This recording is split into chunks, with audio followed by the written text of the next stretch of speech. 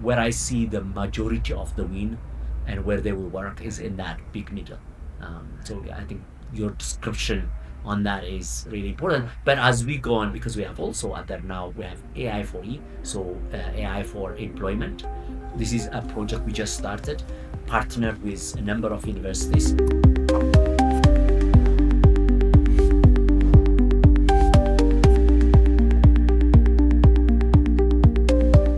I am here with Yabebal Fantaye. Yabebal, thanks for coming on.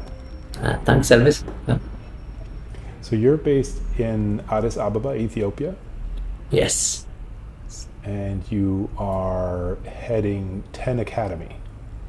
Yes. So Ten Academy is one of the longest I have been working now. Practically, that comes to it's a not for profit, but it's more like also it's business in the sense. So yeah, it is. I co-founded Ten Academy, and a lot more working on that for the last, let's say, 8, 9 to 10 years. And then I have other companies that Tenacious is a for-profit part of it. But yeah, so I'm working on Ten Academy.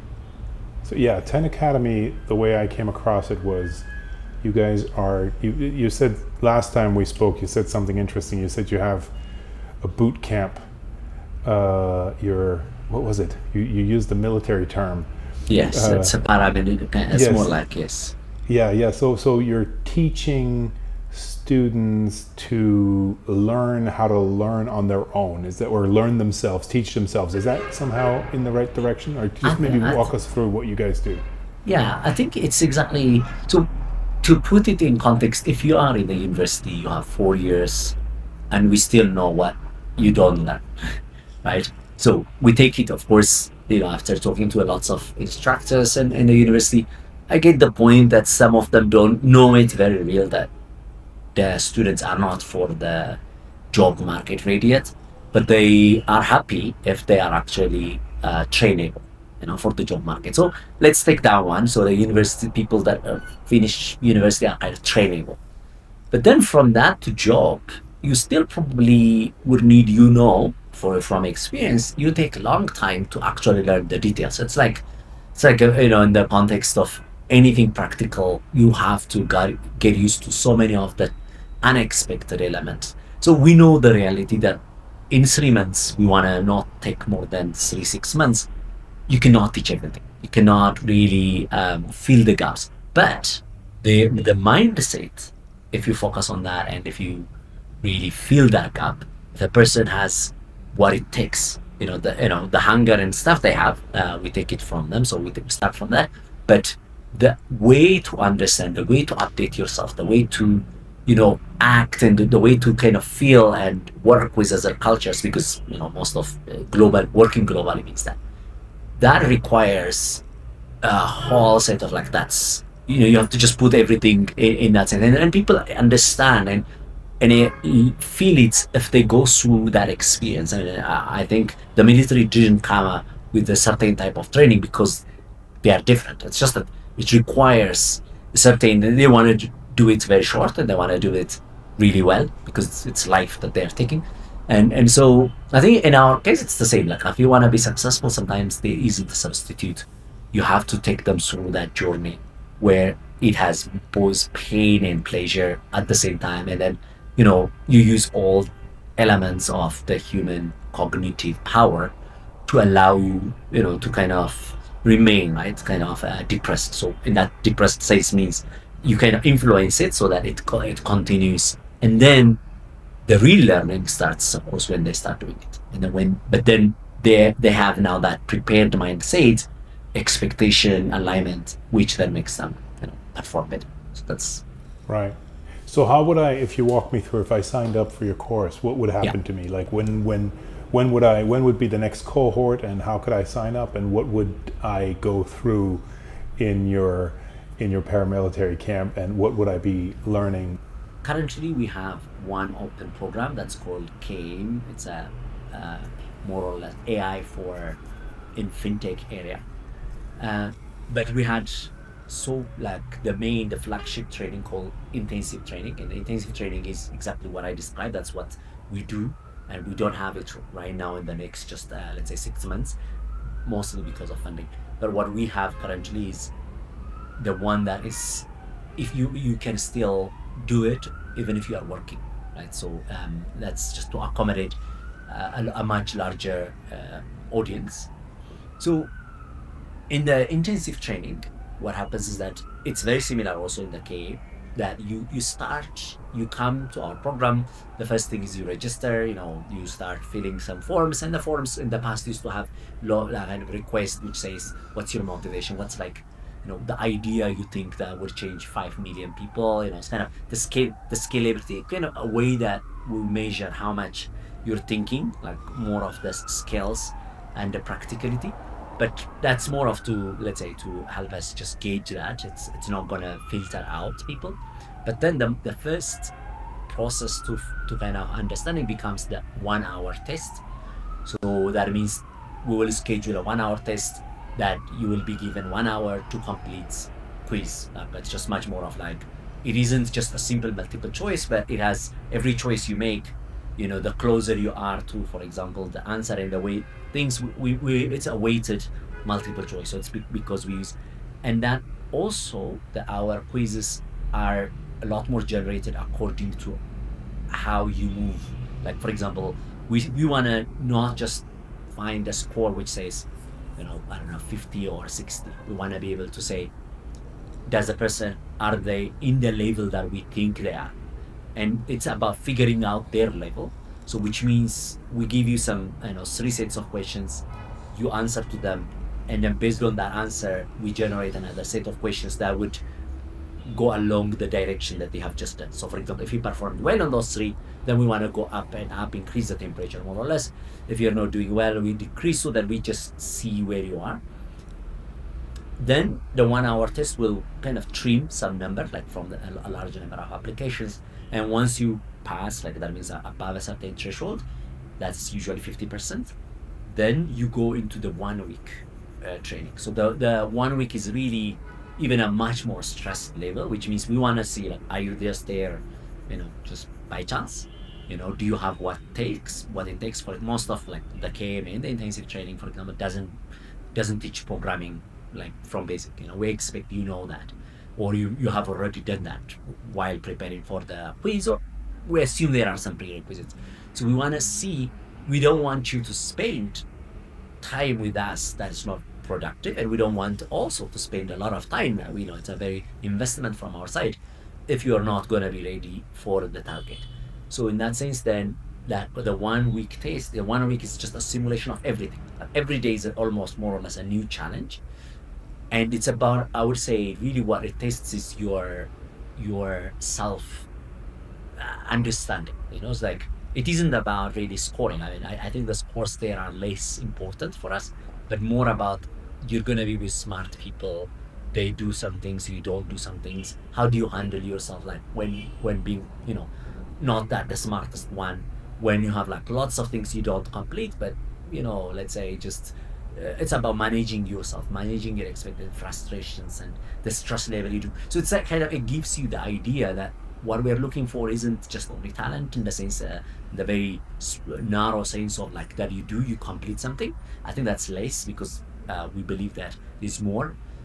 But if you have that, the first readiness, the mindset where like, okay, you can deal with yourself, because the journey will be more frustrating and stressful. You'll be given something that you don't know before, you haven't tried before. How do you deal with that? So that 1 week will give us that idea.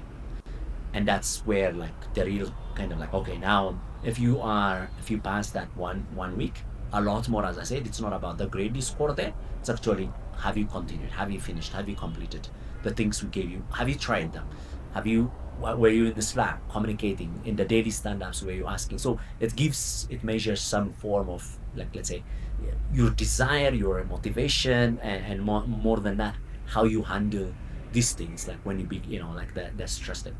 And once that, then we will start 1 week after that, we will start the actual training. The actual training every week is a new challenge.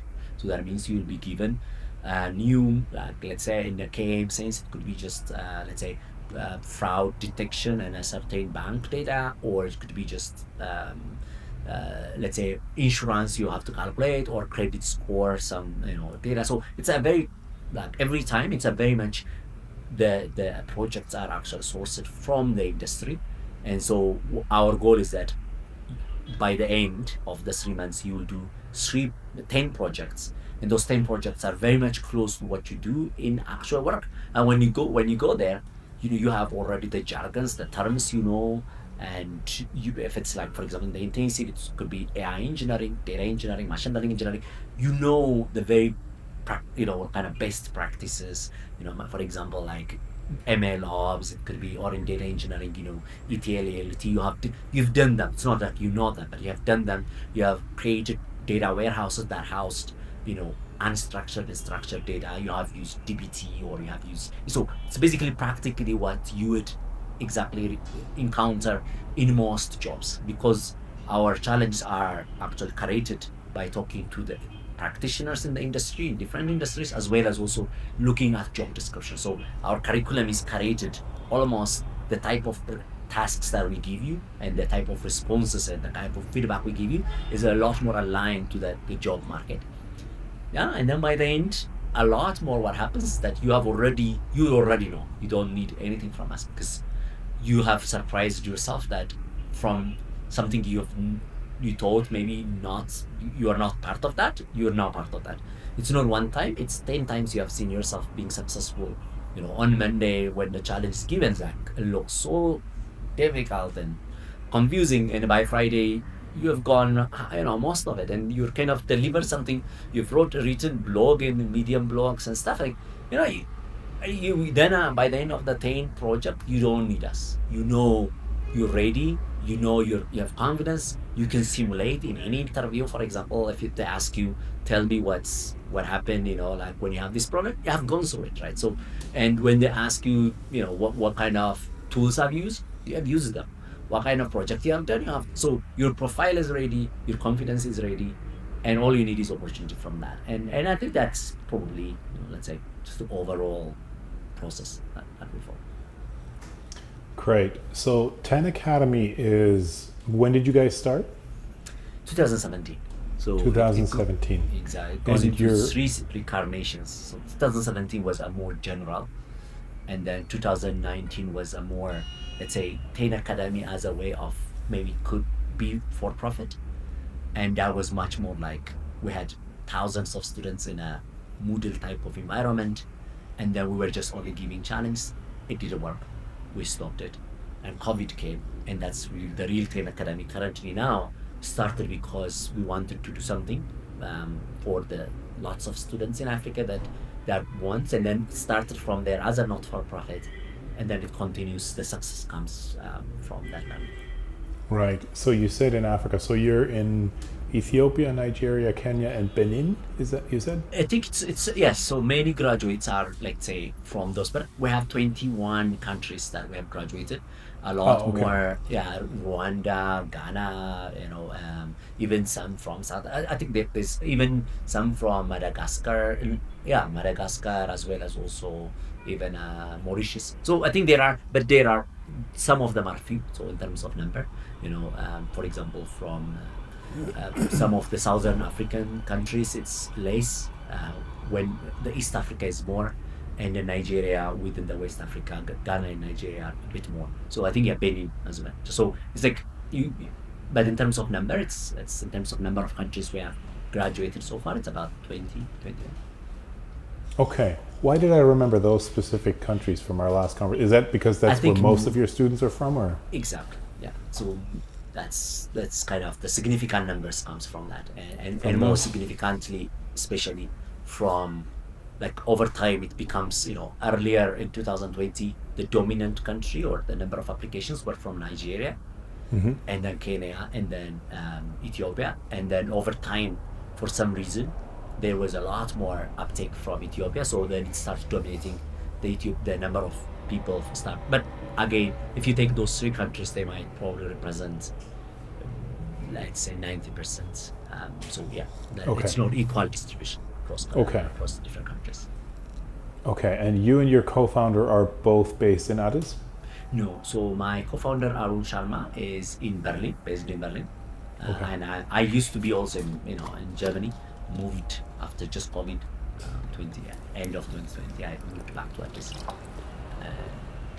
So you were also in Berlin? So I used to be in Berlin and Munich. So it's just more. Okay. So I lived in Munich and then went to Berlin because he was also in Berlin. But yeah, it's kind of I'm back and forth even now. Every 6 months I go to Germany, just part of my let's say process as well. Just because Yeah. I'm resident there as well. Okay. Okay. So you mentioned that your curriculum is demand driven, that you check Yes. the job boards, the notifications in terms of what's needed on the market. Talk to me a bit about your criteria for accepting students. You're trying to get people who are employable, right? Because you, in the end, you are looking to, you're an NGO, but you're looking Yeah. to be sustainable in the sense that people pay back their loans, right? Their Yes. Absolutely. tuition, so that you're actually looking for people who can then be successful, right? That's your main Yes. criteria for selecting. Absolutely. So in that statement that you just said is really where, let's say, the whole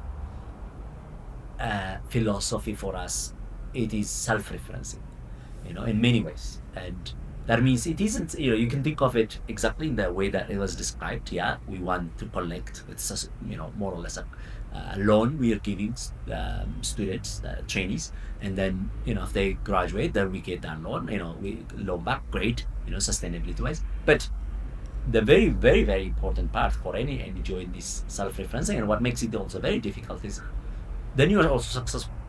So you're kind of right there is where your success. Like you're not just promising; it's you're taking a stake. It's kind of like you have a skin in the game, and that actually is really the entirely that has been our driving force. So, for example, if we say that the students, the trainees that we have selected and graduated are the best, and they should be, they needed that opportunity, and we have to believe in them, and they have to power us, because I mean, if we graduate really the best people, we have to hire the best people, and over time that has been successful, right? We really ran on our graduates, and many of the systems we built only because we have identified really the most amazing talent that really delivers, and because of that we're also competing in hiring those same people. So it becomes really self-fulfilling in that sense, that it's true that we have to, like, they should not pay us at all if they are not gonna get, and therefore we're kind of put that stake in it. But then they should also pay back if they get, and that the cost for them is like maximum of 2 months of salary. So Right. whatever we are charging shouldn't be more than 2 months of salary.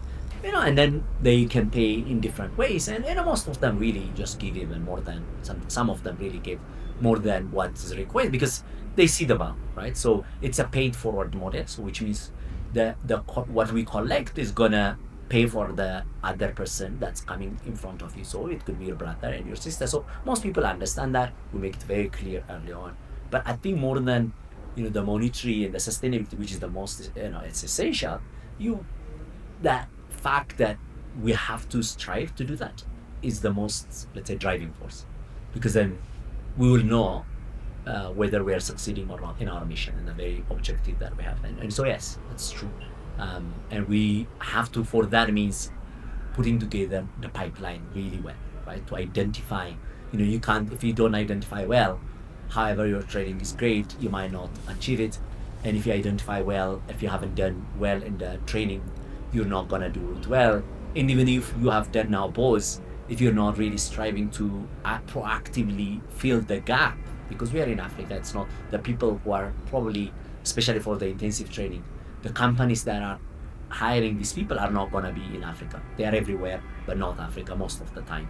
Mostly in the northern, North America as well as Europe or Asia. So in a sense that it requires, like, proactively us also assisting and developing strategies to help them stand out from the market. And that really is not an easy one, because there's always, like, if a person knows exactly in the market already in Africa, great. So they have less resistance. But for most of the people, the companies that our trainees are employed, it's their first time to talk to people, or like from Ethiopia, and so in a way that it becomes that we have to strive to fill that gap, to make them really, to speak in a certain way, and to present themselves in a certain way. So we have to work across all the three pipeline, the pipeline, which is identification, training, and upskilling, and kind of preparing that confidence and mindset, and then also ultimately just how they should, just get that. And that's where success is. Then when they get a job, once they have started, most of the time the companies come back and hire more. So that's success as well. So every person that's getting into a new job is, for us, it's a branding in part. It is really success. It's opening up a new dimension, not only to that person but also more people. So yes, I think we work on this three, on each of the pipelines, and improve all the time. Okay. So you personally, you're a cosmologist. Absolutely. How does your career look? How do you end up where you are now in 2025? And maybe if I squeeze this into Yeah. your 10 Academy is working a lot with AI, right? There's a lot of, Yes. I mean, we never talked about what types of work. You mentioned a few tasks, right? But we never talked about what types of work your trainees are being trained for. How does Yeah. one come from being a cosmologist to doing this now? Yeah. Is AI related job placement training? Yeah. So, by undergraduate, I was in physics, then space physics, space science, astrophysics, and cosmology at PhD. Um, one of the parts that drives me, I mean, in a way, I went even into physics a lot more, was I like the way of thinking in physics. It was more, like you start from the spherical cow, and then you go into really modeling the cow, and its complexity, right? So, and that part is essential, both also you think of observation and theory. Like in some part, to understand something, you have to be like, the core part of science, which is that predictability, falsification, and then going to, like, but you have to also have a model, and you have to fit it with observation, and you learn, you try to make yourself not exposed to, let's say, statistical flukes as well. So I've worked in those many. And so when I started, even from masters to PhDs, most of my work has been looking at data and looking at theory, trying to fit them. And some of this data are really, starting from my masters, I had to work on HPC, high performance computing, using, like, at my PhD and postdoc, I had to use 10,000 CPUs and NERSC, like, one of the Berkeley supercomputer, to put together all these, to just analyze the universe. I was working on a cosmic microwave background from a Planck satellite. So simulate that 10,000 universes, and their radiations, early glows, and then taste the statistical, anomalies on them, which really means work on a very, down to Fortran language, and more other, very, you know what you want to save, some kind of computing and memory, and handle all that.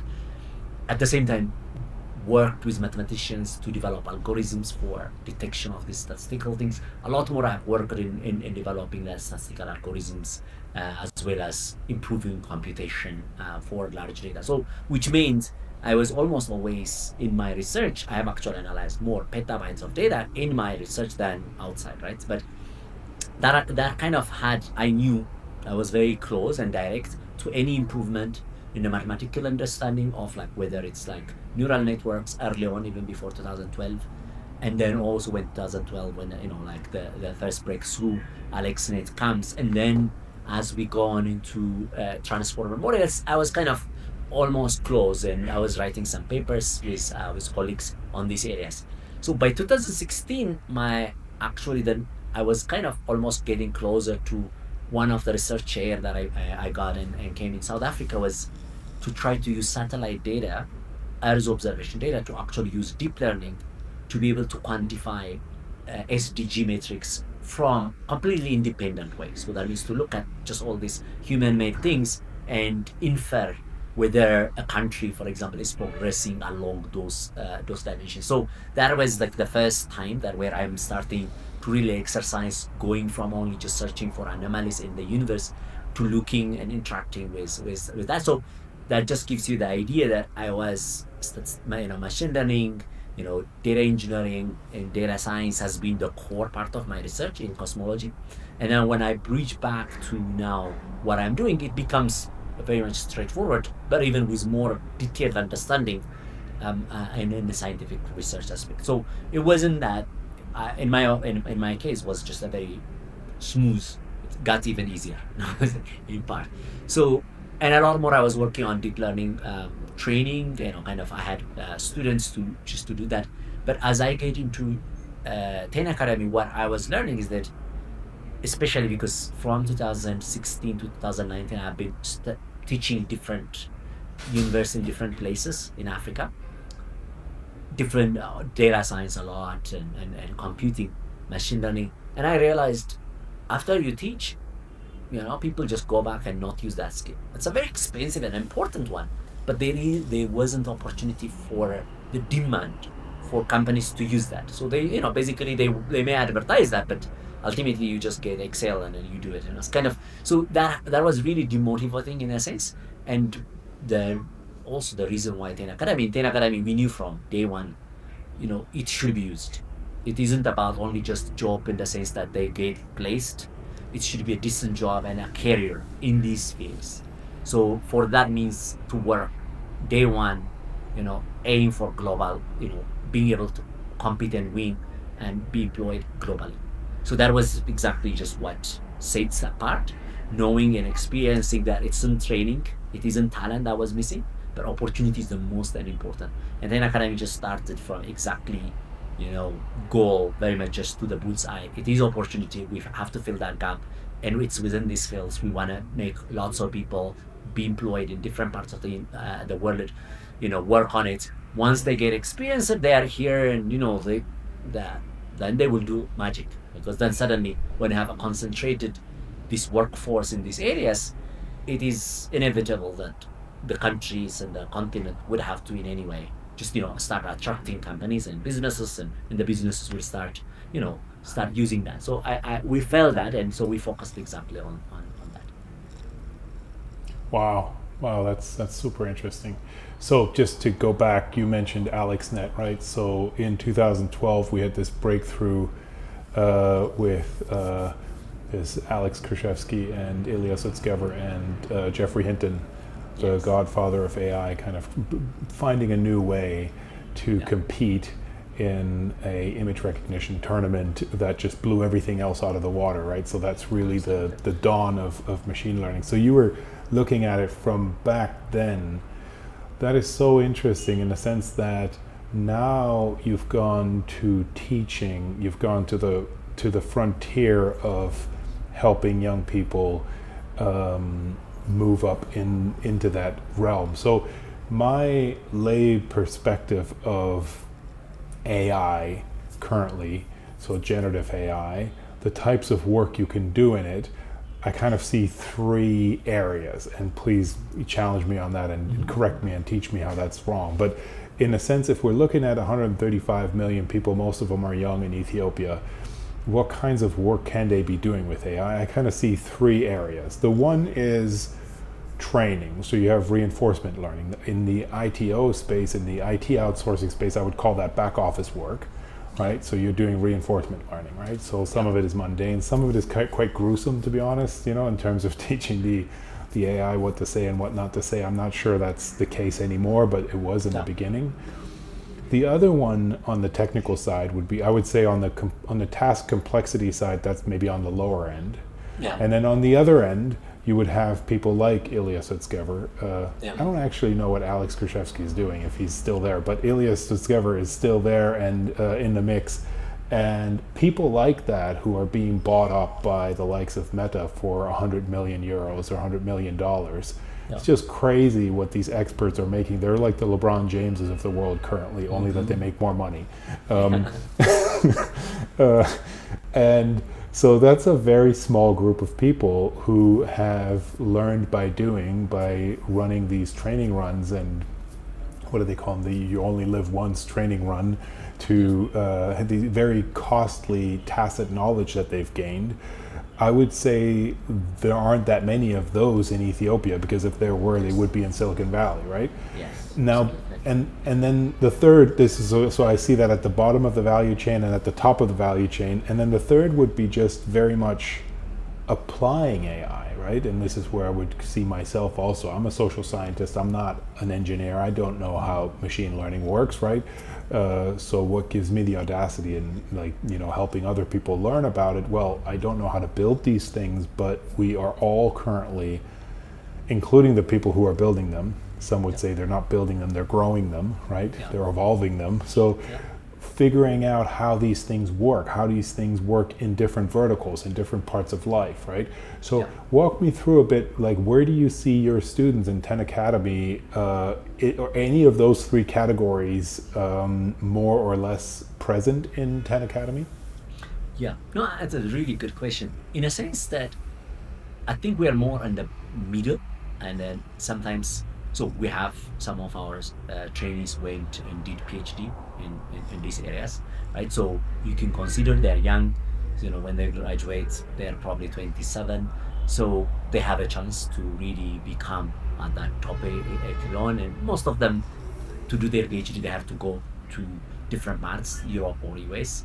So you could expect it's not yet there. Like, I haven't heard probably the names that really just do that. But, I have a hope that it's almost always, it's one unit. I'm always, my model is Abdul Killer, just who ran in 1962, just and got Nobel Olympic medal, gold medal, and then the first African. That's it. And then from then, it's just history. Like, now, if you see any marathon, you would expect it's either Kenya or Ethiopia, or if you just see, like long distance, like the thing. So how the story goes on. So I think that part isn't, it's a very, very, very selective. It will not be so many people, but the more you have, the chance it increases, like, to get there. Because I believe talent is really and crazy how it goes. It's like, it's unpredictable at that level. It's a lot more opportunity guides it. I mean, myself, I was a lot more aiming for Nobel Prize. I mean, I was very much, there was no other optimization. It isn't about the Nobel Prize in itself, but it's really just to be able to know what is really that work. What does it look like?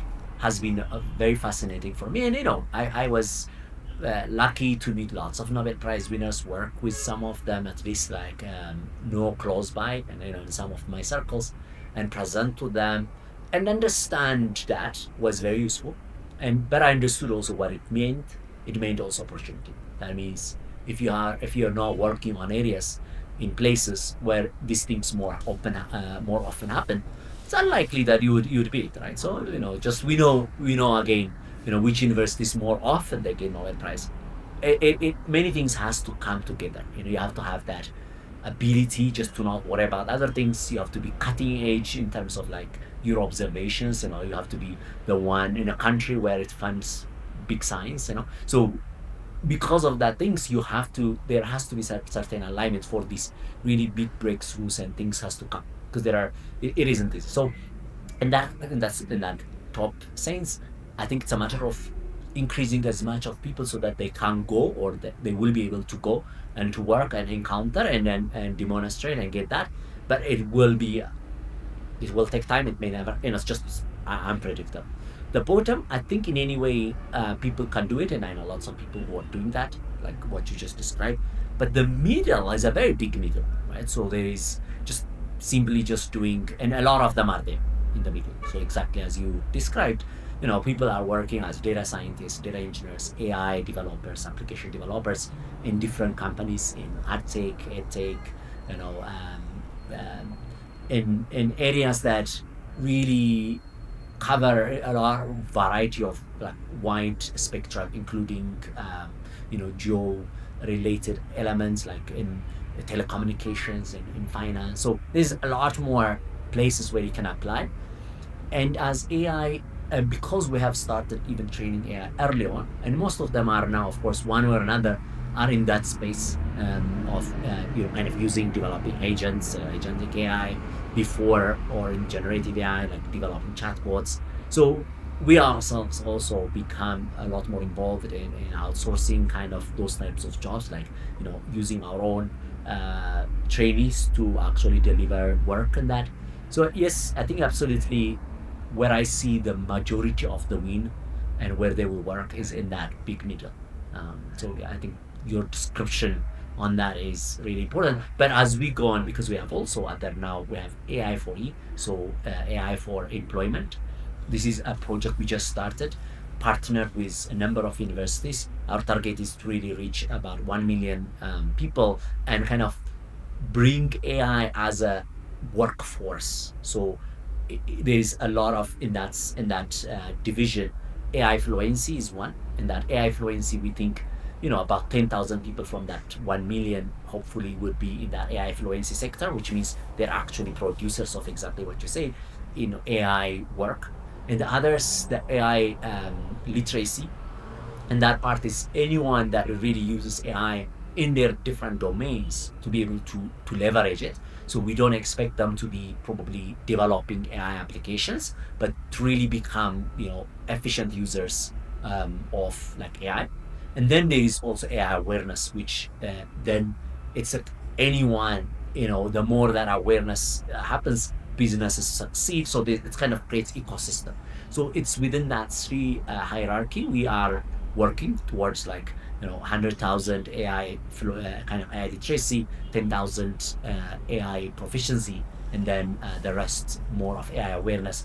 We are now partnering with a number of universities. We have so far already about almost more than 250 students capacity. So which means all of these universities, we're partnering with government bodies as well as also universities, so that we are not just, we can't reach that scale, but they are already there. Like, the universities have the students, like Ministry of Innovations and others, they have already the government workforce, which in Ethiopia is like, over really so many, just I forgot the number now, but a very large number of government workforce. So you can reach them out and you can do that. So we have a platform, we have the strategy, and we want to bring it together, both the funders, us like in the strategy, and then the partners who will be actually the delivery body. So we're working on that directions as well. So yeah, I mean, basically to say it, your broad categories, absolutely, and I absolutely also agree where the majority of our win will come in the big middle AI application development.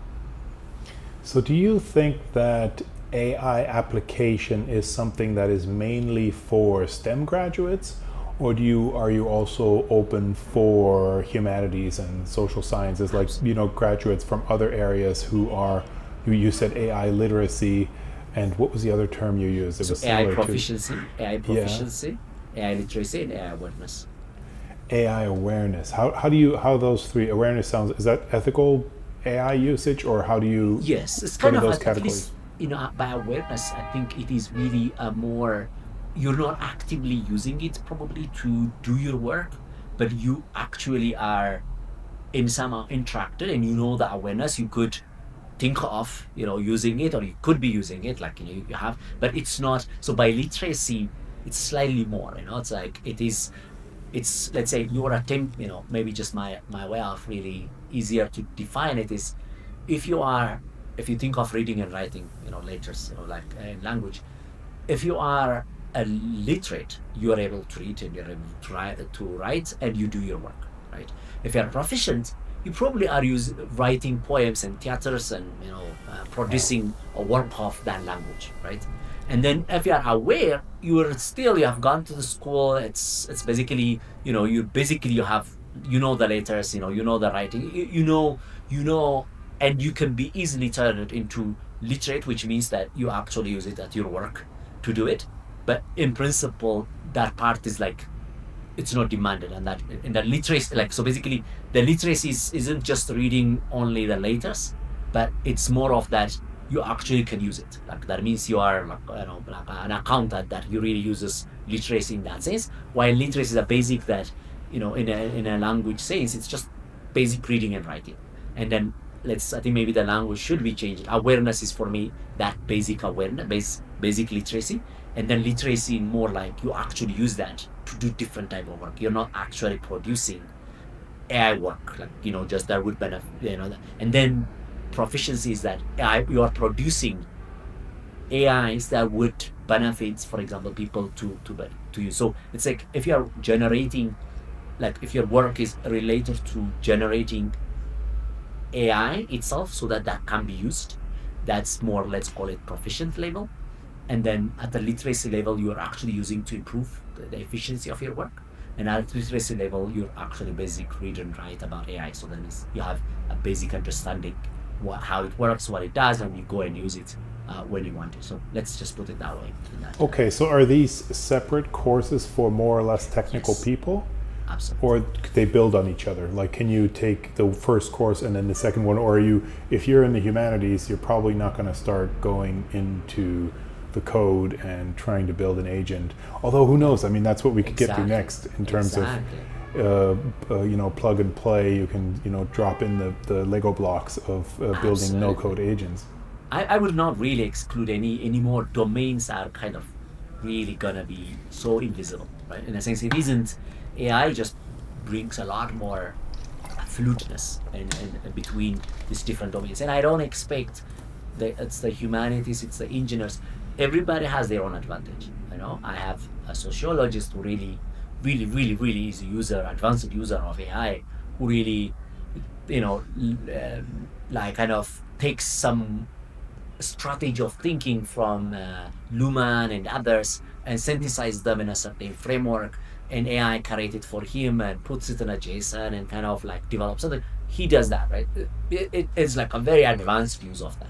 And he can produce now content and other elements, thoughts. And I think what really you need is, first is that ability, want, desire, and want to be able. So you could be generating AI work. That means you could be AI proficient at everywhere, whether you are a software engineer or actually a humanities. So it's not the division of that. It's the division based on more, let's say, your interest and your ability, your, let's say, complexity of thoughts, or like, in my abstraction levels, and how you kind of combine and compose those to create values. So if you just really can take AI and abstract it and create more, it doesn't matter whether, in my opinion, you are humanities or in a STEM. So the structure, as you said, I think one of the thing about the general AI is very much, if you read and write and if you're curious, you know it. So the courses there, I don't think it's our role. I think it's our role to make sure that a lot more people are aware, and kind of make sure there's ethics is understood and things like that are like kind of the both the positive and negative sides are out, kind of exposed, and people know that in that awareness level. At the literacy level, we have to teach about patterns and strategies that are useful. It's kind of, so it's basically, you're not going to be really demanding a lot of time for people to do that, but just you teach. So the courses are going to be very much different. I don't think it's a follow-up between literacy and awareness and literacy, and that it is much more of the needs and the demands of the work that's defined. At the proficient level, it is innovative. Like, it's all the time these things are changing. AI, its ability, its skill is changing. It is about being really innovative in combining. It's basically, the way that I look at it is that the same thing can be taught as in multiple ways, and when you combine them, you form. It's like engineering of AI. But engineering of AI, it's like you can think of it as a material, you can think of it as a software, you can think of it as kind of like a way of understanding and observing and sensing the world, or a way of acting in the world, or a way of also perceiving the world. So in that agent sense, this perceived, and think and reason and act. Sense, you could think of it, there's multiple layers of that. What does it mean, sense? There's the actual sense that you really just, but AI can allow you to trigger people to generate more, right? So in a sense, you can abstract in each of these components to try to combine and produce the next kind of, in the AI sense, the next iPhone, the next, this, the next that. So that's what I call that proficient level of thinking. And then when that is created, when iPhone is created, you use it to just to now work and kind of, create some value, like become like at YouTube, some influencer, because you now can record yourself in different places with your phone and stuff. That ability is that literacy. And then awareness is just that you consume and you are very, very native consumer. So it might not be like connected in that sense, but we know exactly where work is. It's evolving fit, but there's a certain idea what we meant by, proficiency level and literacy level and awareness level.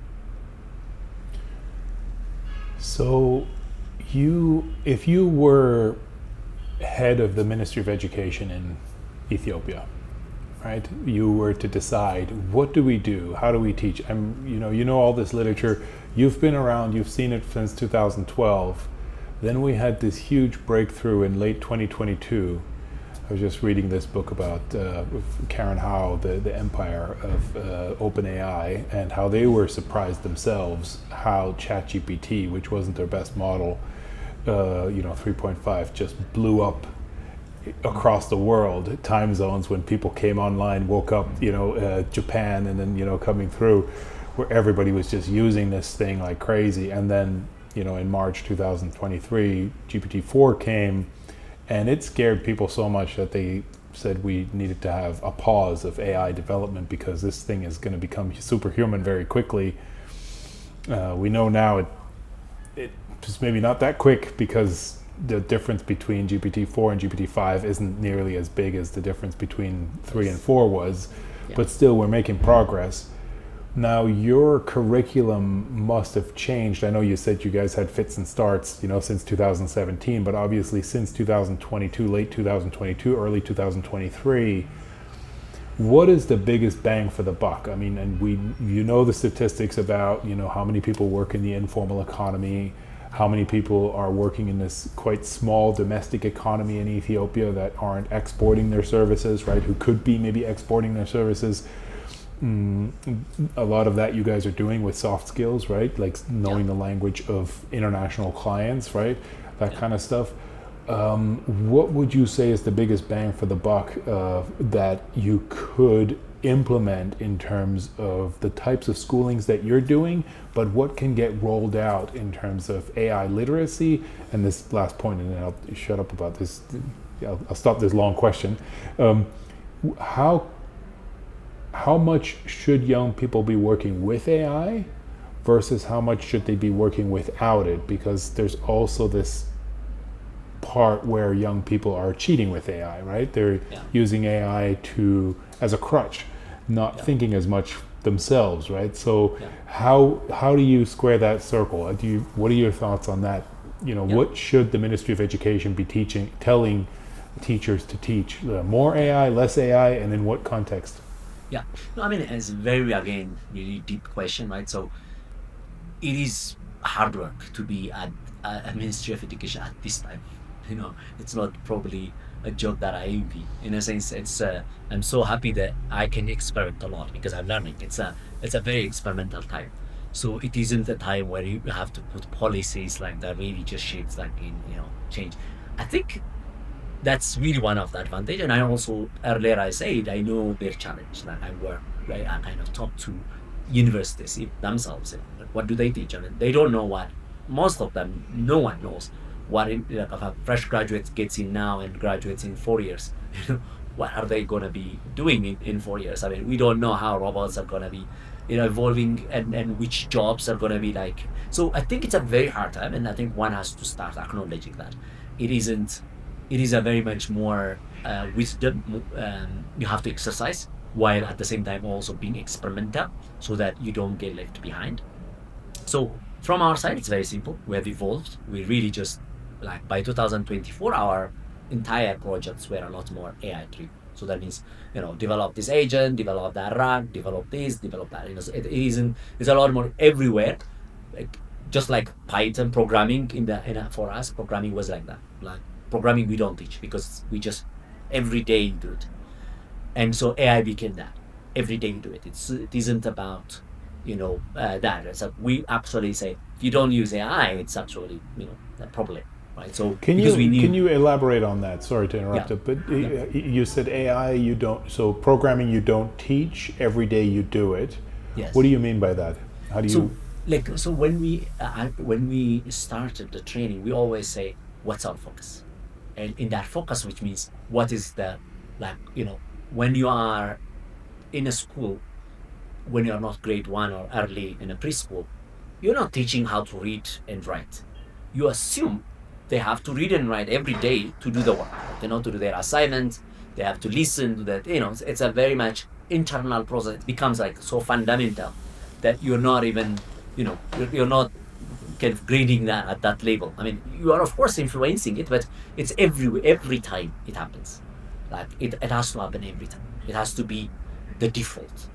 It isn't. It is how you build on top of that, right? So in that sense, programming for us was like that. We actually really expect that you are every day, every work we give you, everything you do is programming. So it's not like we don't teach you syntax, and we give you feedback to you like, oh, you're not complex, you're not really learning the very thing. Then go and to this open source code and look at it and review it. So it's kind of, we can give you that, but it isn't our, like, we're not going to graduate you as a developer or as a kind of like, Python. Python. I mean, we know Python.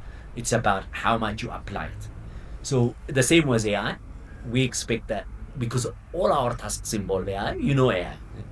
There's no way that you will not know AI. It's how you use it and how you leverage it. So it's within that sense that I'm saying it stops becoming a training thing about AI, but more about using AI to develop something. So we know exactly that in all projects you use AI. Like, in all coding you have used,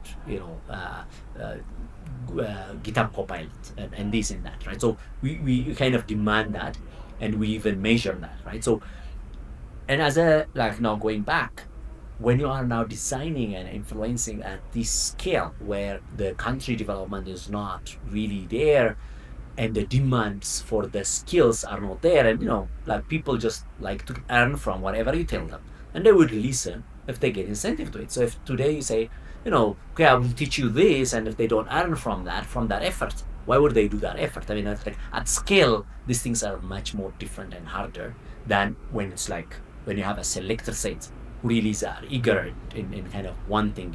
So it's a very different extrapolation. So I'm not going to try to extrapolate from what we do to them, but it's still, whatever the case. So again, being like me, um, it is inevitable. This thing is not going back. So you have to go, and the faster you go is the better. So then you set the other question: should I allow people to use AI? Absolutely, and it must be the default. But also knowing cognitive development in kids, where things are kind of, you need to be, it's the critical thinking is important, and that kids don't have that idea, that judgment, what it is, how it is, these things work together.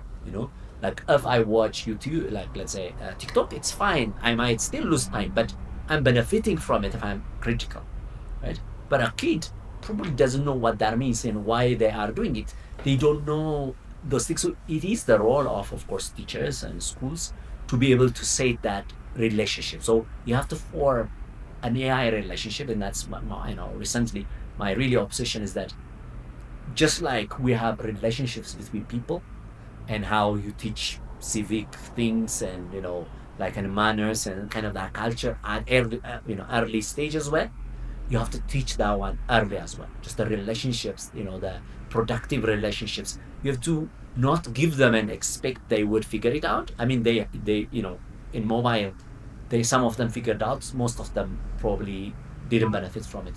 So teaching that even early on, the relationships and kind of that awareness level, such that a productive a relationship can be formed between kids and AI, and between every sector, in my opinion, is probably the best strategy. So you kind of knowing that there is going to be a cognitive effort for forming that a kind of productive relationship. It has to be deliberate in that. So it's not just put it out there and just expect all of them just to figure it out. I think that control from, if I were, like, in that taking that role, I would really work and advise and ask most people who are actually expert in these areas, but demanding. The goal is we're gonna teach it. The goal is we're gonna use it. The goal is not to ban.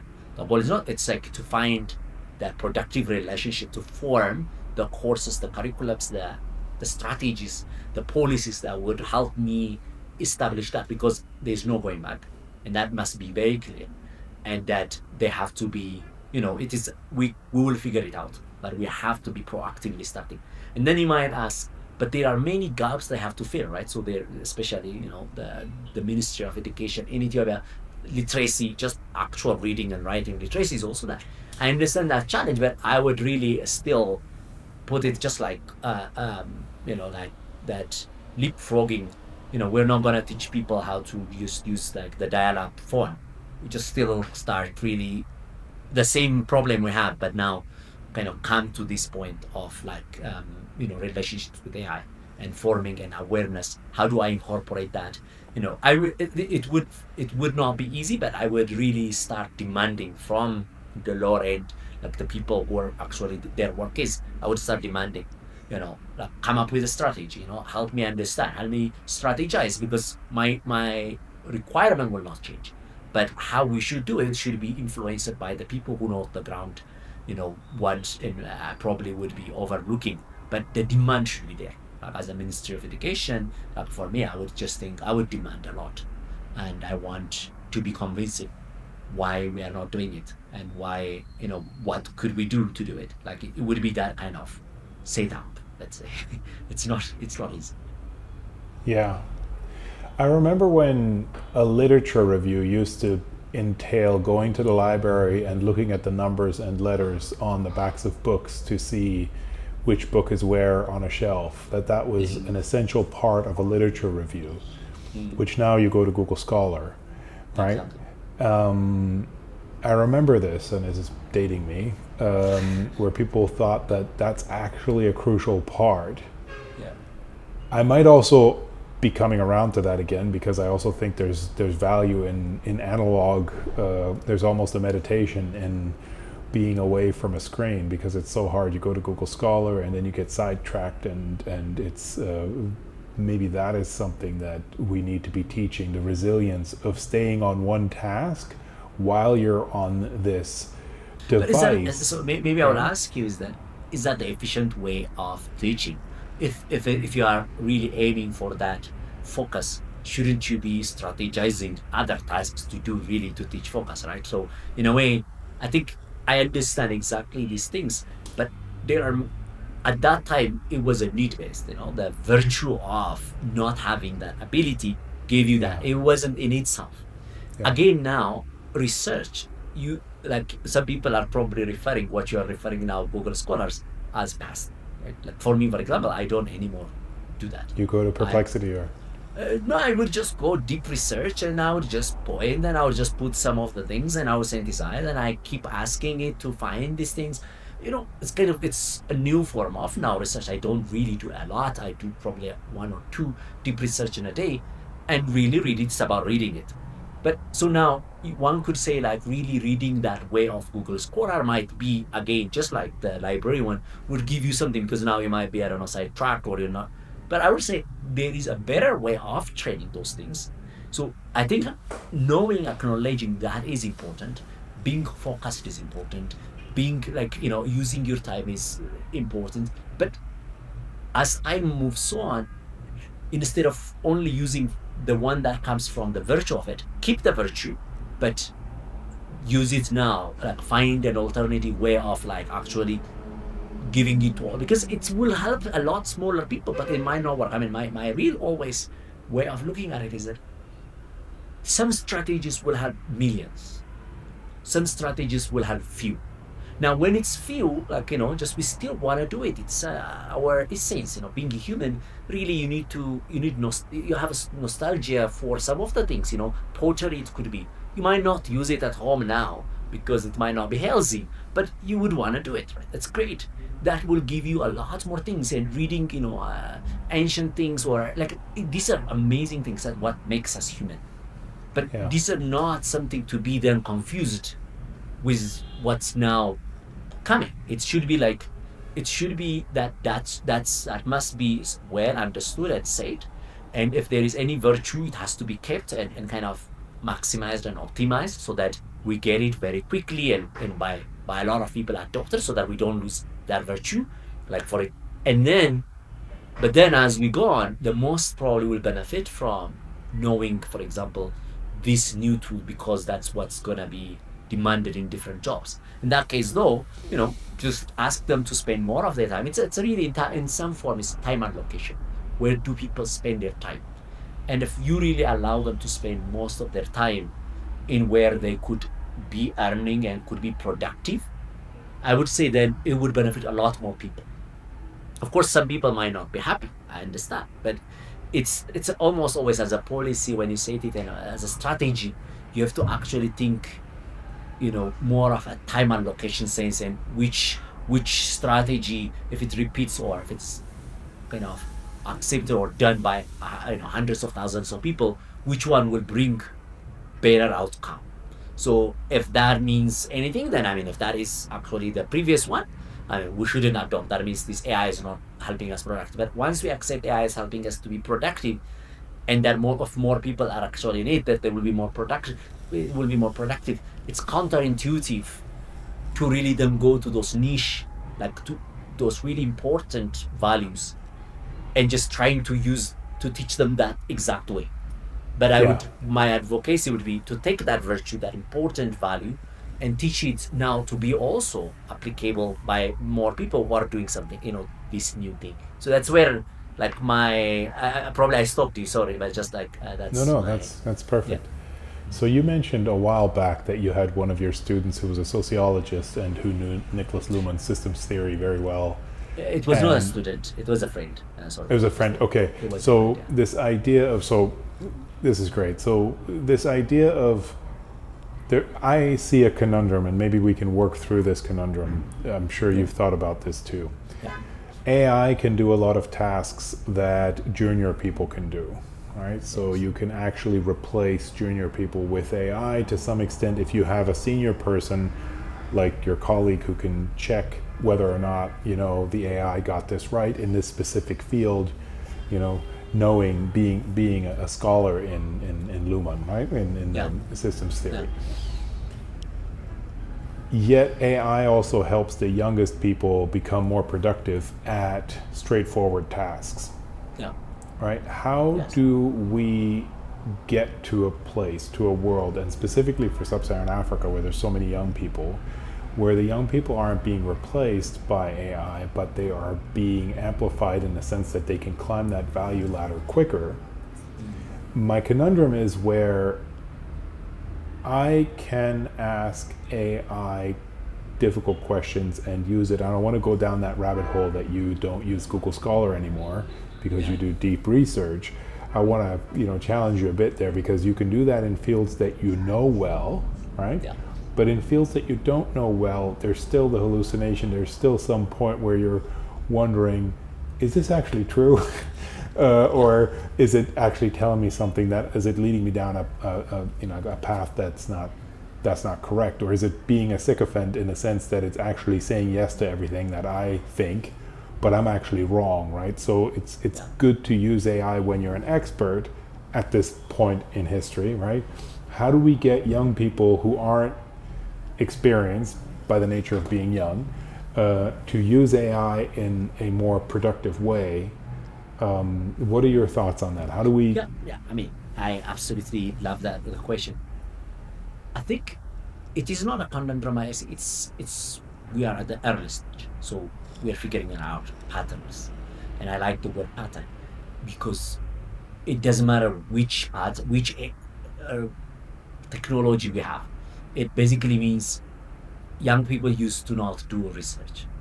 They can now do research, and yes, there is a risk when that you expand a certain capability. There is a risk because they don't know what it meant.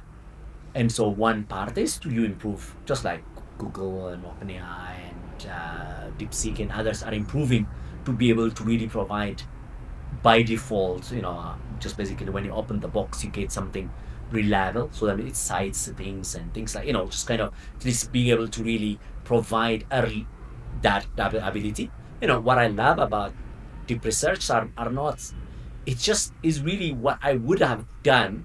It would be almost always for me now in any field, whether the field I know or whether I field I don't know. If I do it myself, I would do it poor.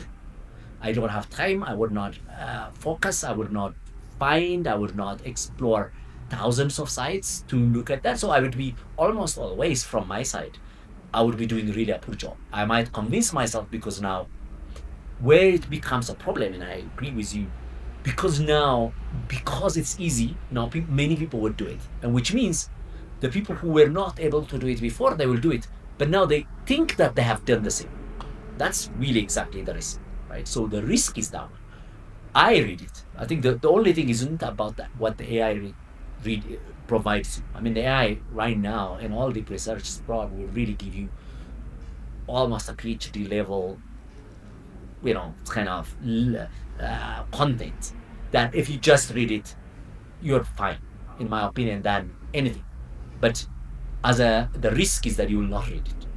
The risk is that when you're not reading it because it's easy, that you actually, you do it, it makes that thing cheap.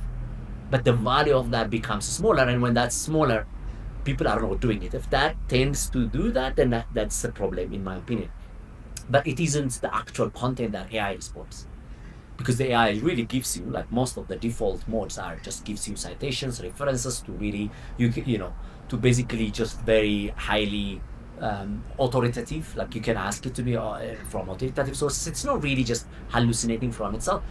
And in that synthesis, it might get it, of course, wrong. But just like, even if a human does the synthesis, they would get it wrong. I don't think that's worse than that. But the real risk is, of course, people not reading it. The real risk will be, it's so cheap to do that it's now you're using the wrong person to do it. In the past, as you said, you would use the right person to do it. But now, because so many people are doing it, that there's a risk that it has expanded. Overall, it's still better, but on a particular occasions, it might be a problem. But that said, now like this friend of mine whose name is Kende, who's really expert. He did his PhD on Nicholas Luhmann, and really I loved even more. I learned about that from him. So he knows, of course, like these system theories, second order kind of observations and things like that. So of course he can leverage now more than what he was doing. He can leverage and expand and really reach out more audience, apply to many things. And of course, for the experienced one, it gives us that advantage. Just like the software engineer now, they can really accelerate and do more coding, more products.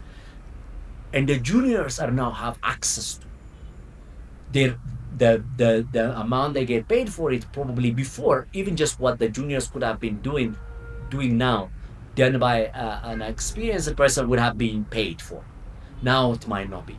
But I think that ability just for people to do it and being able to really give them freedom, in my opinion, yes, if they don't read it, if they don't use it, if they they consider it cheap and nothing, value is all about you assign value to it. People assign value to it. So that's kind of how value would change. Would we pay juniors? I think yes. It's not because AI only does what the juniors. I mean, AI does really what I do better. The expert does. So it isn't about the expert. It's about trust and value association within the human and kind of like enterprises, industry, and others. What you are paying for. So it isn't that the juniors don't have value. It's just that the association of values is going to be evolving, and I would pay, for example, for just the time that they have, by being human. Just like it's going to be juniors will be upgraded juniors, that they have now time, they have AI, they will produce, they probably will not understand as before, but now they have done something for me so that I can just go and pick up and give them. So we'll still pay for until really this thing is like the 100% AI, which I don't expect it to be any soon. That we will still need some people to supervise, to do stuff. We pay for their time. The real time, the real things we pay even now, it's just time of people, right? They're the space that they occupy, just that they are able to handle at that location, and then the time that they have, because we can't be there in time and space, and then the value add they bring, which is depending on the value add. If that's a CEO or they're very experienced, we pay. So the value system, the assignment of things would evolve, but I still think there is going to be juniors. I still think there's going to be seniors. But the democratization of this means that some of the things we thought very, very important are not important. Just like what you mentioned, the library going and finding something is no more being paid for. Like it's assumed probably that you do, right? So I think the value system will evolve, the demands will evolve, but the overall thing would not. Like juniors will still be there. Will be some juniors. They might be replaced by those people who are much more. You no more need programmers, so it's no more maybe.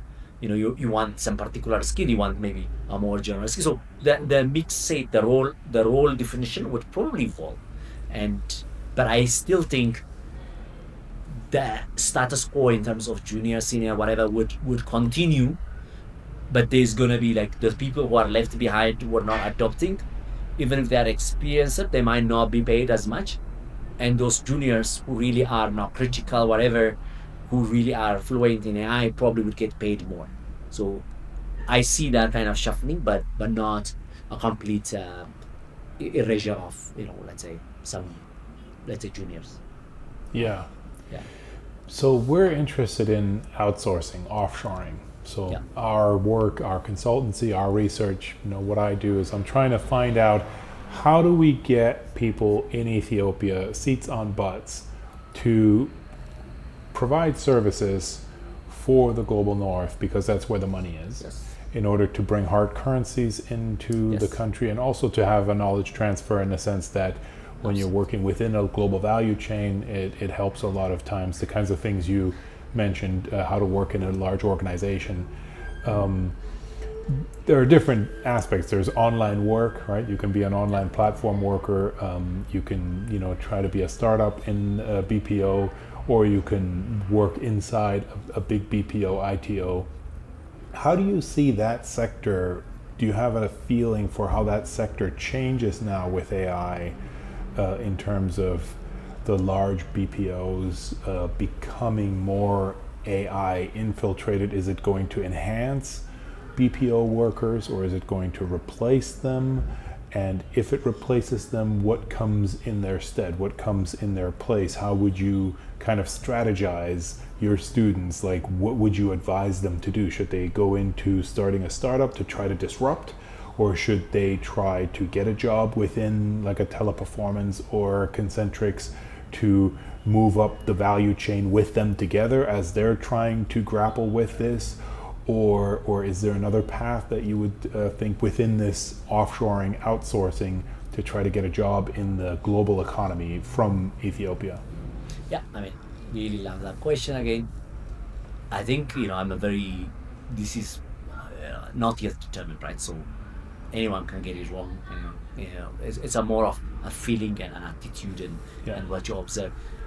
I am very positive, and the only reason, especially for Ethiopia, is that now AI means people can trust Africa, because if you're just a very good user of AI, they don't trust you maybe, but they trust AI. So that standardized, that becomes like a common denominator, that okay, they trust that. All they need is somebody that's cheap and somebody really who knows the patterns really great. So in my opinion, it's coming flourishing. Like, that's why I bet it. It's Right. like now just allow them to be just exactly earlier, as I said, the juniors who really know AI and get paid like senior. Because it's not about being senior now. I think everybody trusts AI more in terms of knowledge and things that, and I am trusting. If a person is coding and they don't use, those things, I don't trust them. I have moved that. Maybe it's like for some people that it might be like, wow, that's too much. I am like, if you don't use it, I don't trust. I mean, however good coder you are, I trust more the AI who is generating more and come up with different patterns, who knows how different software development frameworks work and develop, writes tastes and stuff. I trust that I trust even if you're good.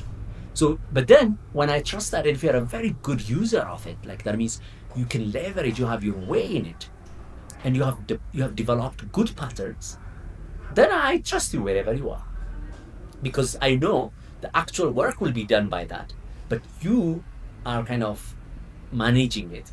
And it is easier for me to trust anyone now who just by looking and getting them, because the actual really the thing that I am much more counting on is the AI part. So in that, in this setup, people from here who really are cutting edge users, who really knows these things and the patterns, the development, the context engineering, the agentic systems, and the differentiations between this, what and where, and the kind of I understand the delegation, the description, and the discernment and kind of diligence types of competencies in that.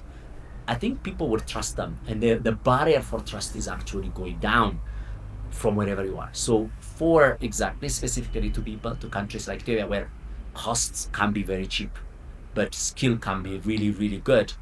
I think knowing businesses really look, they have a globally, all businesses are the same. They want to make money and profit.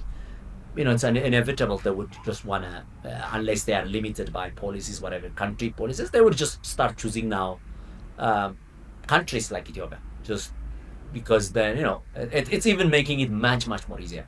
So investing now on that is, in my opinion, investing in trying to cultivate their talent, so that they're cutting edge users, like they're native AI users, native AI relationships. In my opinion, is yeah. I mean, I saw a lot more opportunity than the other way. Right. So you mentioned that you take it for granted that people use AI. You've moved on from teaching people how to use AI, but you're actually um, assuming that when they walk through your door that they are proficient AI users, and then from there you guys go together. Now that by No, the not proficient. oh, Not okay. proficient. Proficiency is a much more. It's a cultivation, right? But they use AI. So let's put it this way: if they don't use AI, you just say like, "Wow, you don't use AI? No, I mean, just you have to use it." It's not a big deal. It's not like Yeah. convincing. It's like a prerequisite. It's just like you have to use it. I think the social pressure already, even within the ecosystem I'm in now, the social pressure means it's everybody's competing. Like, okay, Kiro is out. Like, have I used it? Am I the first person to really leverage it? So you create just that ecosystem in any training we have now. It's so much said, so much expected, it's not even told that you do it this, it's not given to you as a task, it's like it's a social dynamics leads you, and then we teach that proficiency in terms of like you becoming leverage it a lot more. So I think there's going to be still a feedback and kind of upskilling process to get you to that proficiency level, but we are not trying to convince you to use it, or we're not trying to that's the part that I'm saying, that we just assume they should. If not, the social pressure already induces that they pretend, or they just do it, and then we measure it. We go into actually the measurement aspect. How often is this code? We assume the code is written by AI. If it's not, then okay, like you have feedback, like why it's not. Why didn't you use like this pattern in the past? We can't do that because for the person to understand that pattern, that software pattern, for example, dependency injection, it would be too complex. Now I don't. The AI would do it. You just have to just know it and do it. I will not accept a working code that doesn't have unit tests. In the past, I would not demand, because writing unit tests and doing this would take time. Now I would be like, I need a very proper readmes and stuff. I want a proper tests, and I want everything Dockerized. My demand has increased because I know, and that already, if you don't use AI, you're just out, right? So it's basically like I'm assuming you're using AI, and I'm just giving you tasks, and that forces you. So I'm not kind of asking you to do AI, just I increase my demand, and that has been always the case. Yeah. So yeah, Yeah. The reason I'm asking is we do these one-day workshops, right? And yeah, this is what we spoke about last year, and I hope we can collaborate on this yeah, also. We do these one-day workshops where we're trying to. This has been a long way evolved course of what format is the best, and we found that doing a one-day deep dive hackathon where everybody comes and we do a keynote lecture at the beginning, and we ask the hackers, the users, and these need not be technical people, these can be people from the social sciences, to open 7 or 8 tabs on their computer and then give the same first prompt about a problem that they are trying to solve, or a problem that they're interested in that they think is maybe above their pay grade, to have the AI help them solve it, right? Yeah. And then on the basis of their first responses, they pick 3 AIs to work on their startup for the day, right? And so you mentioned managing AI, right? So you're not the engineer anymore, or the psychologist, or the educator, whatever the nature of your problem that you want to fix, the city engineer.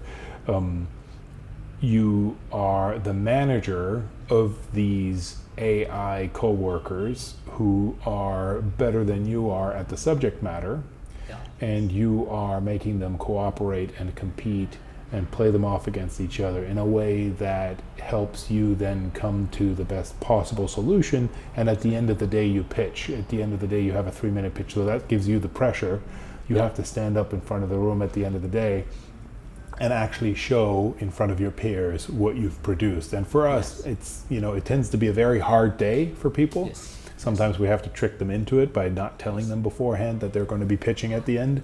But that tends to give them the greatest bang for the buck, that they actually have to work hard. Like you mentioned, if you just don't even read it, right? If you don't even read what the AI gives you and you just use that as your answer. Now, we have a few criteria for why people don't get the certificate, and that would be one of them, right? You don't. You just take the AI's word for it. You don't get a certificate for the workshop, right? And you probably won't win the competition. But if you actually use what the AI gives you, and knowing that the AI is a better subject matter expert than you, but there's another AI there that is also a good subject matter expert, and finding a way to have them check each other, peer reviewers, right?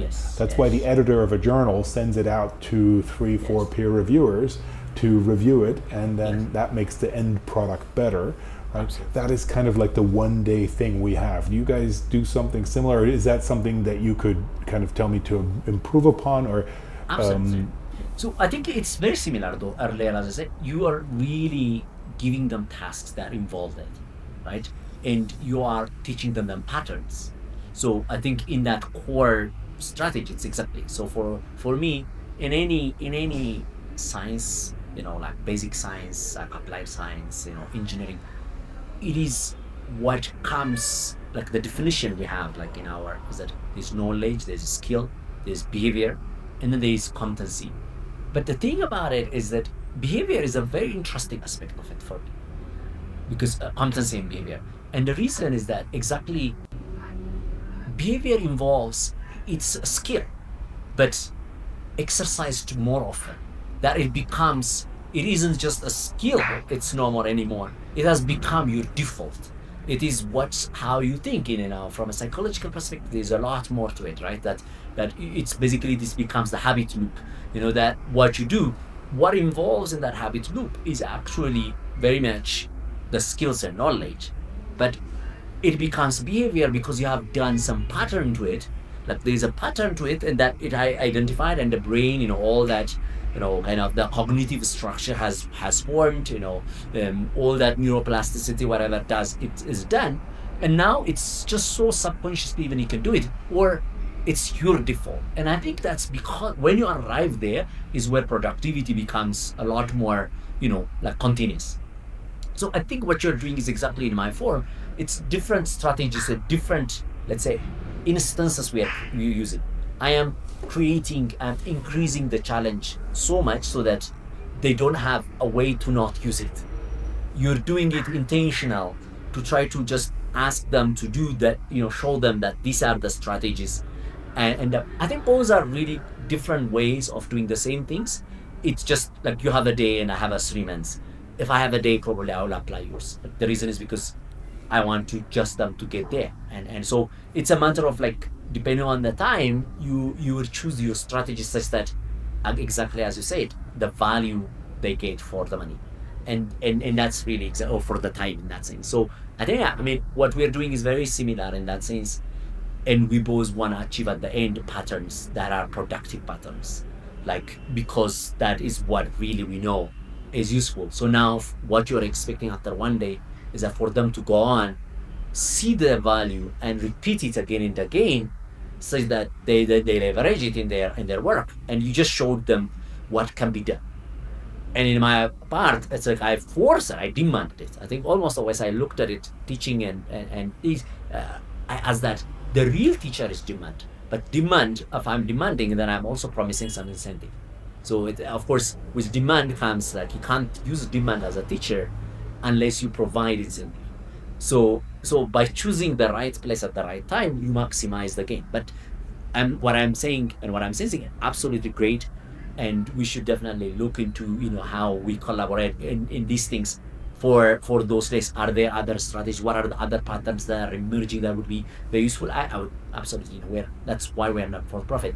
We want to maximize the gain, maximize widespread usage, so that ultimately, if there are so many people who do that, you and I benefit. Everybody benefits from this service, because then we have lots of people who are good, who can outsource them and earn, right? So so it is that win-win approach, that the market is big. The things that we can gain from it is really amazing. It's a lot, but we have to solve first this one, to bring more people into this, and becoming an expert users and expert strategist, and kind of have a habit, or form a habit. It goes beyond the skill and knowledge, and become a habit, because we know that's what really people pay for.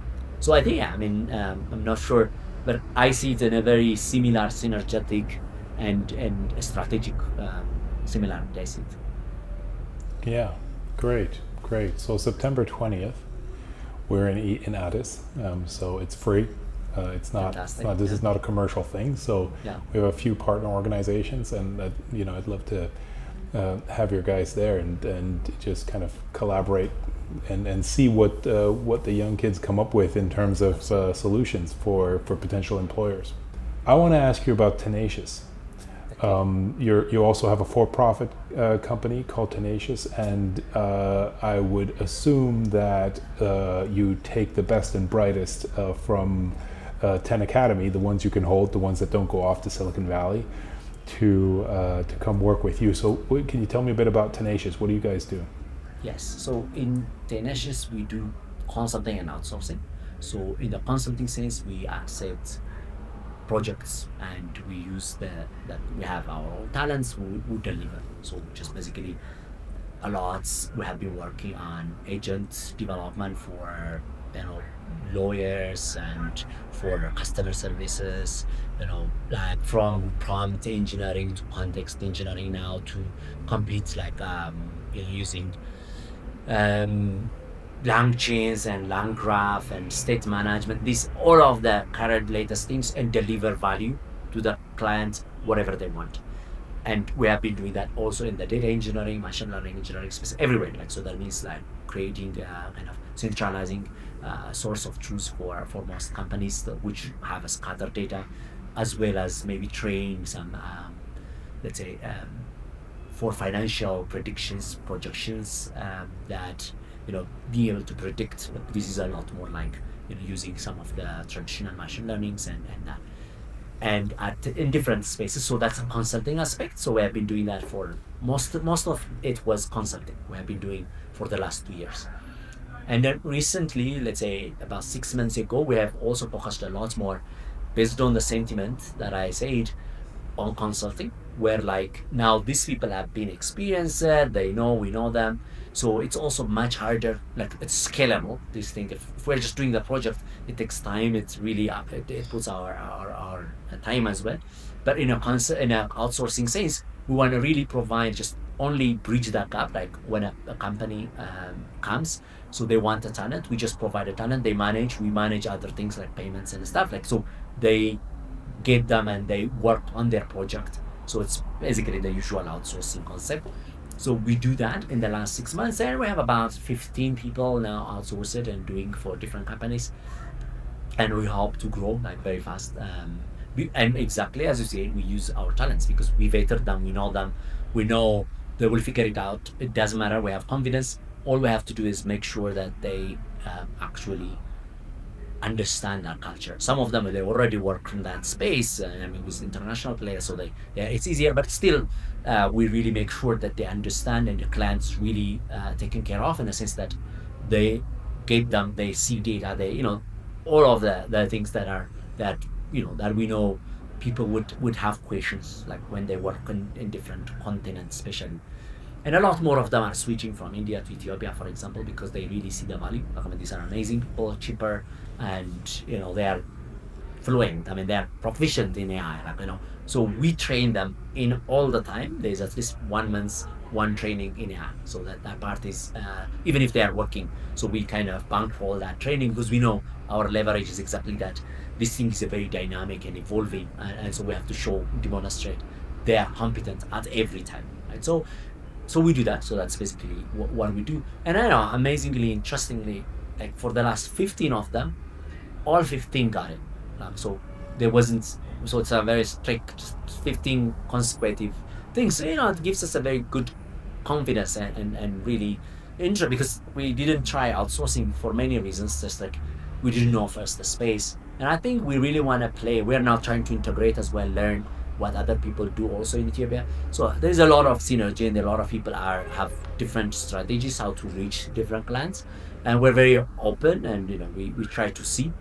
So far it has been, as I said, the outsourcing part has been just only a smaller part. We're focused more or less now on that. In the next 1 year, our main target is going to be a lot more outsourcing over consulting, but we still do also some consulting.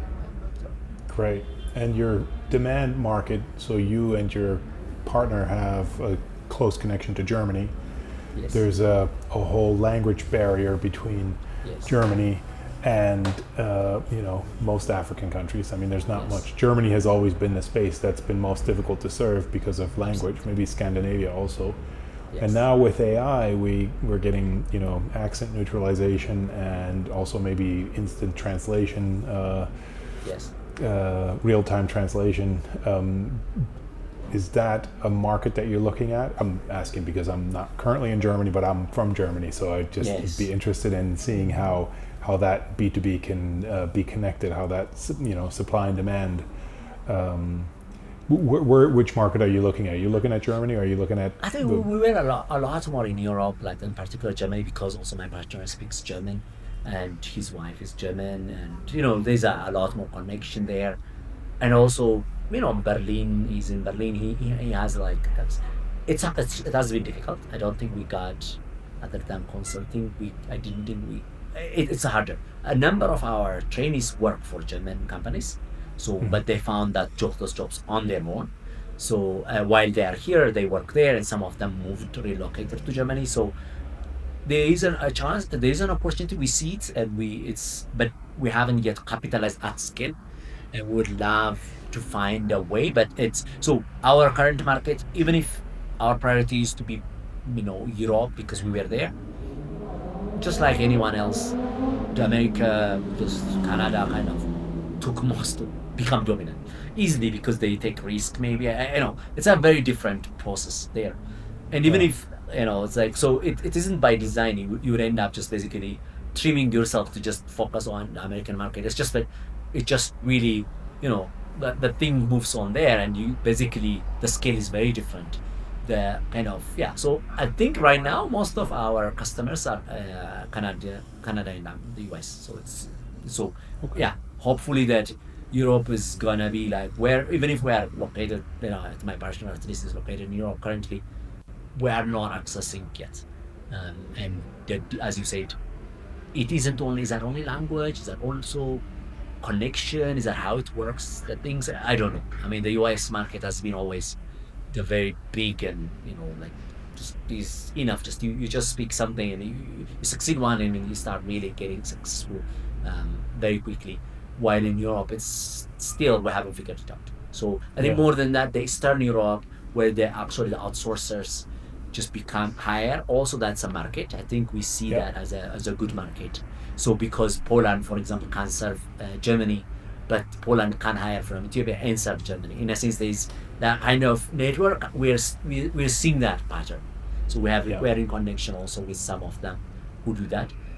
Yet not yet fully kind of developed, but I think that's where we see that there's more opportunity because maybe German business people are willing to hire from Eastern Europe, and then Eastern Europeans are actually much more willing to hire from different places. So I think that there's some connection in that sense. That's what we found too. So we had this roadshow in Berlin recently where we had, I think, 3 or 4 companies from Ethiopia. So we had MMCY, MINAP, and R&D group, and then the Ethiopian Outsourcing Association. And what we found is that essentially what you're saying, Central European countries are essentially, if you look at the GDP per capita, they're about half of Western European countries, but the demographics is the same. So they're just as old as we are. So they're looking for young people, and they're looking to re-outsource, right? And there's there's that value chain that can come through Central Europe. I think there's a good connection. So before, I'll be in Ethiopia on the 20th. And right before that, I'll be in Gdansk at the Follow the Leaders conference. So there'll be a lot of BPO people in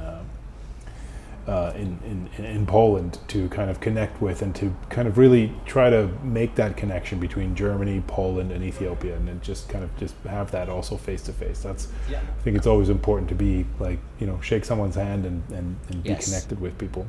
Yes, absolutely. Really, So I think, I mean, that would be really great. I think capitalizing on that, I imagine, strategizing. I would love to talk as well, just how to leverage more that.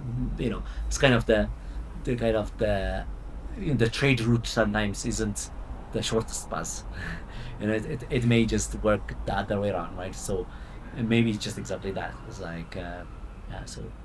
Yeah. How do you? I'm mindful of your time, but I just want to ask you, how do you feel about the ecosystem in Addis? Like the ecosystem of, I mentioned a few companies to you right now in terms of IT outsourcing companies.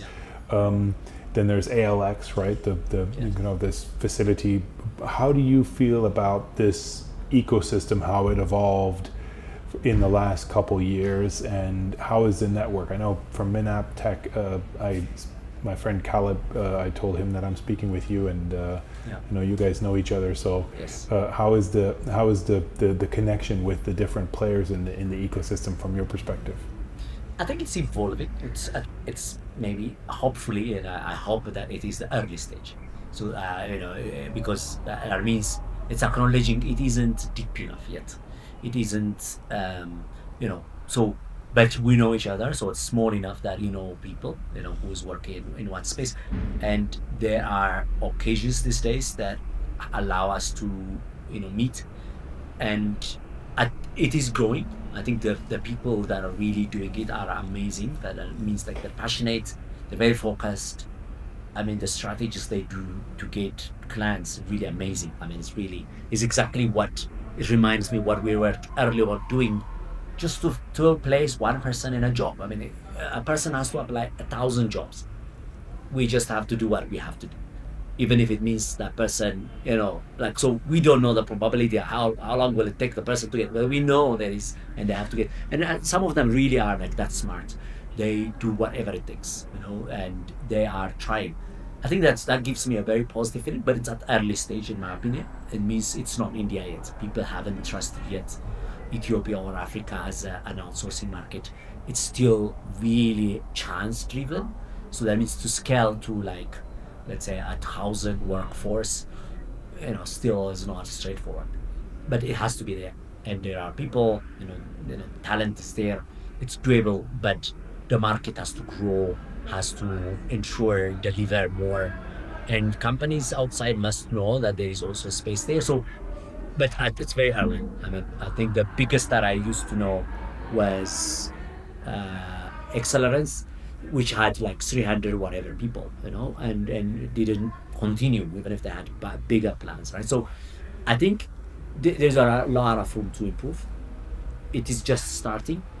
There's small, but I think hopefully that the AI market, as I said, if it turns out to be as that positive as I imagine, I imagine then it's a matter of just time. It will just really become, a same. It becomes a very major, grows from these like 510 to hopefully 100. But even if it doesn't grow to 100, those 510 or 20 will be so big enough that they will Yeah. have more people. So I think that's my hope. It's Yeah. early, in my opinion. Absolutely. And to be honest, that's what I'm trying to do with this podcast. Yeah. Right now, the global BPOs, regardless of what you might hear in the media, are growing, and they are looking for, this is my evidence for why AI is more of an enhancer of human BPO ITO workers than a replacer, because they are actually building out new facilities in new countries, and especially in Africa. They're growing fast in India, but they're also growing fast in Africa. It's the same time zone as in Europe. So it's really cool to see CCI came to Addis, and MMCY is also growing fast. It's a really looking forward to seeing this ecosystem. Last time I was in Addis was 2019. So a lot has happened since then, in the good and the bad, of course. So that's something I'm really looking forward to seeing. Absolutely. I have one last question for you, in which I ask every Ethiopian before I come. So where in Addis is the best place to eat injera for me? So, I have been eating in one place for the last 2 years. And it is, for me, it's really good. It's very small, very close to my office. It's called Ethiopia. They serve only three things, and mostly vegetarian. Shiro and tomato, just roasted tomato, and then firfir. I love it. But of course, that said, there are now a lot more the usual places if you want to eat and get entertained and kind of see the culture. I think the usual, like this Yoda Bicine, is great. But if you want just only food, I think some of them, like what's it called? I forgot the name now. So they just recently opened. So I'm just Your place sounds good. The small place that you Obia. mentioned. Obia is just Obia. So that's like Obia. Ethiopia in Amharic. It's Obia. Obia. Okay. So I think this will be. I mean, they are really, as I said, very small, but it's really clean and amazing. The food is more like a home cooked type. So it's a very niche. I don't think anyone ever would recommend that for you. Only me, and I'm happy for that. Great. Well, will you take me there? Well, I'll Absolutely. be there for a week, and we can have. I will. So that means just that's on me. So I'm not even looking it up on Google Maps. I just give you a call and I say, let's go to Opia. Absolutely. Opia. Great. Yeah. Great. Awesome. Yabebal, thanks for doing this. Thank you, Elvis, and really, I really appreciate the questions. Amazing, and I want to even hear them back, because I think this was very flow, like not like I didn't know what you were asking. I was not know also what I was answering, but it is the things that I'm really currently thinking, and so it's really amazing to have this conversation and being recorded on that, so that I can listen them back as well and just kind of see in time, like in 1 year where we are, like so. Thank you. And we do another one. Yes, exactly. Yeah, I mean, this is how I do. I mean, some people, you didn't push back, but I tell people I don't send you my questions. I don't have any questions. I've got nothing here.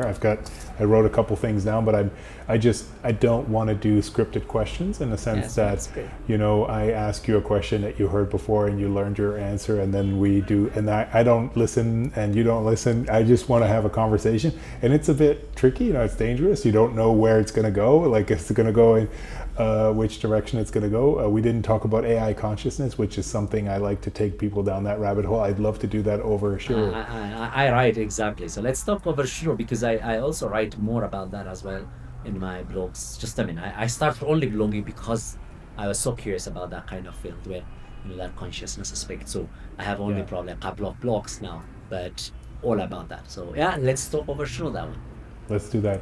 Very last question. Where can people find you? So you mentioned your blog. Are you on Substack or? It's more more like a LinkedIn. Just so I think just where I am on LinkedIn. Yes, exactly. So just more like I put them there. I post them there. I haven't yet. Yeah, and then I think where they find me is mostly LinkedIn. Just as where they. So that's Yabebal Fantaye. Exactly. Did I say it right? Fantaye. Fantaye. exactly. Fantaye. That's correct. Yabebal Fantaye on LinkedIn. I'll link your LinkedIn LinkedIn link below in the video, and yeah, I'll look forward to seeing you. I'll look forward to seeing you end of September. Awesome. Looking forward. Right. Thank Thank you. you so much. Thank you. Thank you, Elvis. All right. Bye.